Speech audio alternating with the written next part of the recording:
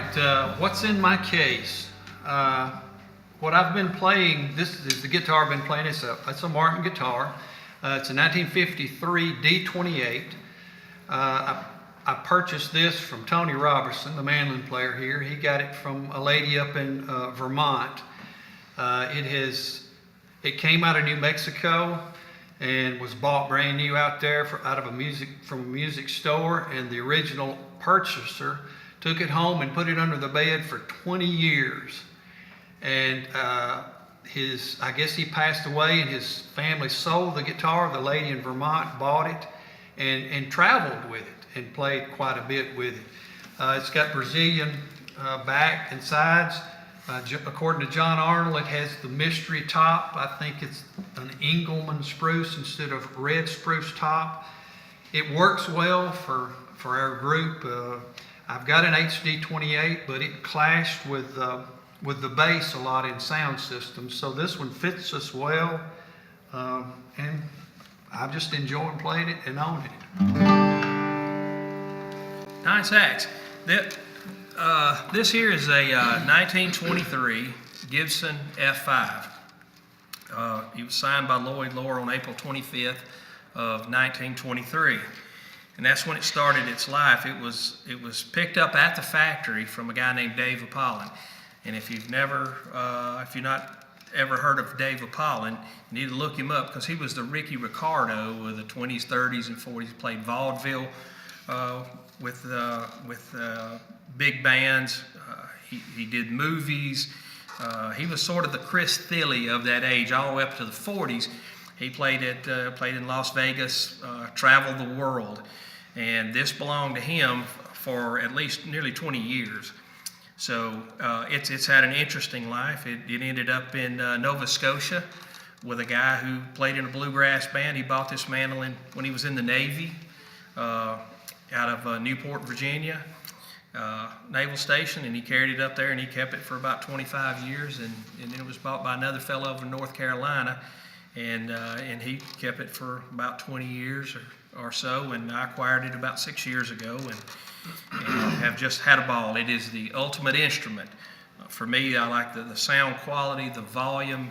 It's everything I could ask in this type of instrument. Okay, the banjo I'm playing here is a 1926, originally a TB3, and has been converted to a 5-string banjo. This banjo was bought actually by Tony. I think he found this thing on the internet somewhere, and I don't know a lot about the history of this instrument.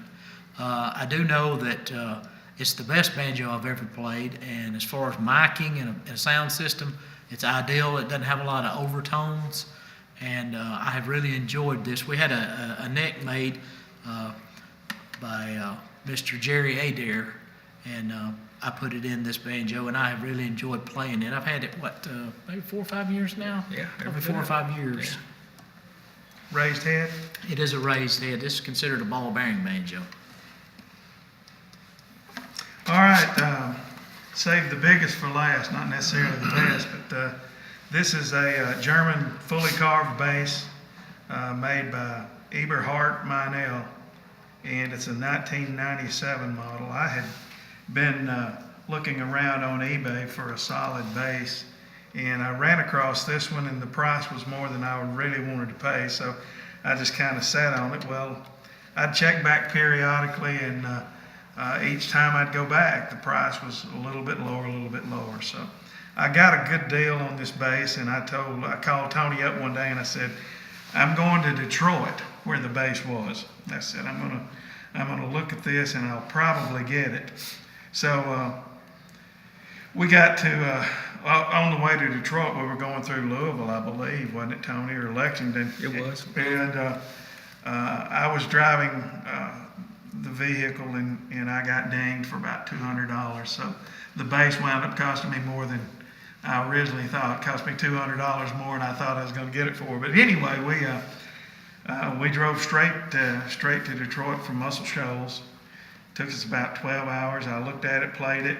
It was in much better shape than it is now, but you play an instrument and it's going to get its dings. And I've got some finished breaking off and all that, but, you know, that's just something to talk about. Don't remember where I was or how it happened, but we bought it, turned around, came straight back. So in 24 hours, I was back in Muscle Shoals with a solid bass, and just with all, as they've said, with all these instruments, they all kind of have one voice. They fit together well.